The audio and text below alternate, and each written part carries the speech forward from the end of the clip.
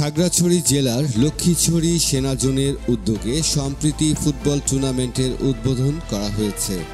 28 November বৃহস্পতিবার বিকেলে এ টুর্নামেন্টের উদ্বোধন করেন Lakshmichhari zone commander lieutenant colonel Mohammad Tajul ইসলাম।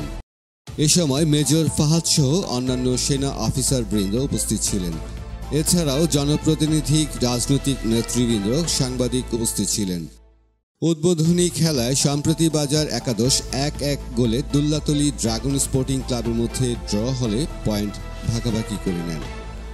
টুর্নামেন্টে মোট 14টি টিম অংশগ্রহণ করেছে। আগামী 16 ডিসেম্বর বিজয় দিবসে ফাইনাল ম্যাচ অনুষ্ঠিত হবে। এই ফুটবল টুর্নামেন্ট চালু হওয়ার মধ্য দিয়ে দীর্ঘদিন পর মাঠের খেলায় বিনোদনের ক্ষেত্রে ক্রীড়াঙ্গনে যোগ হয়েছে নতুন মাত্রা।